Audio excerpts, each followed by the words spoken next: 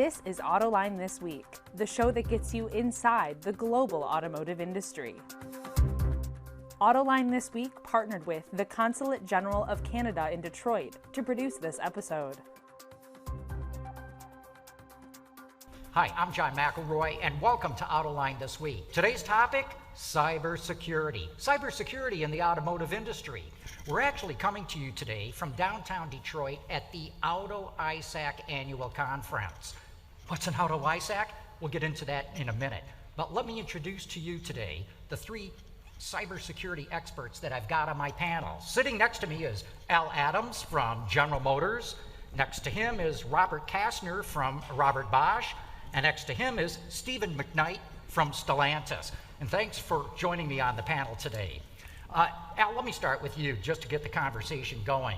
The public's very aware of cybersecurity attacks, ransomware attacks. We've seen hospitals shut down. We've seen an oil energy company shut down. We've seen all kinds of things. Now I want to know what's going on in the automotive industry. How bad is it out there? I appreciate this, John. And it's a great opportunity to talk to you on this topic.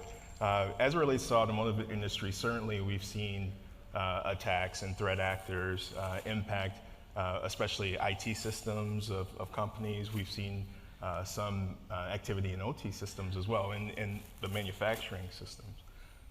We haven't seen a lot in the product space. However, what we always prescribe to is a mindset of not if, but when. So we are always on the lookout for that threat that might come into our space, putting in place the security controls, the requirements, the incident response plans and processes and playbooks, and being able to respond when that time comes. So that's what we are doing as an industry today.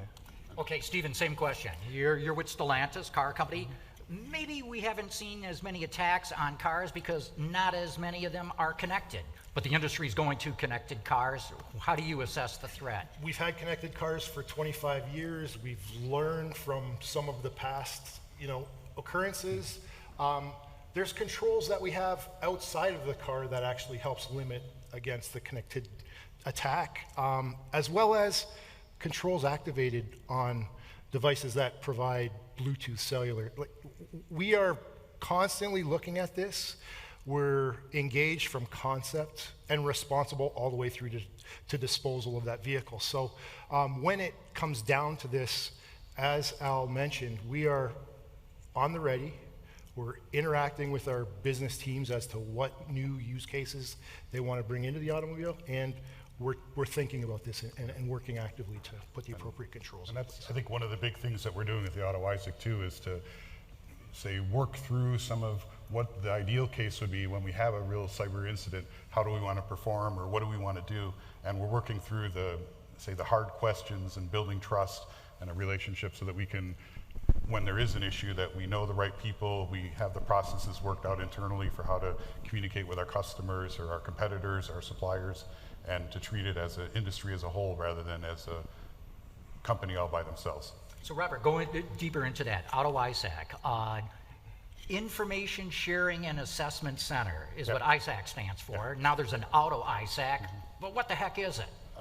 It's specifically targeted towards security issues that we see in the automobile sector.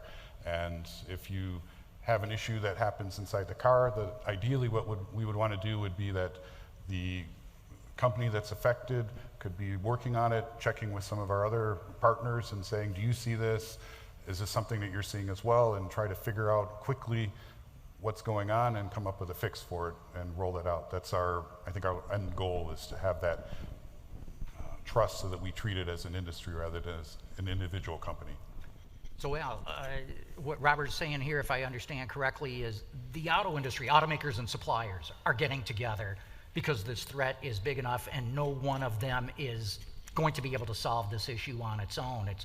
It's as I said, information sharing and assessment. So it sounds like everybody in the industry, or certainly a lot of companies in the industry, are getting together on this. Absolutely, and in fact, what you'll hear in the ISAC is the phrase, an attack on one is an attack on all.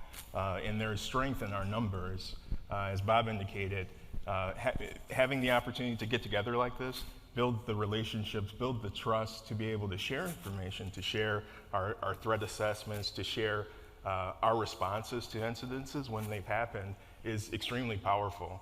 And what we're continuing to do in this forum is to develop even earlier understanding how we can pool threat assessment information, both tactics and techniques, to pool collectively better solutions for our electrical components and systems.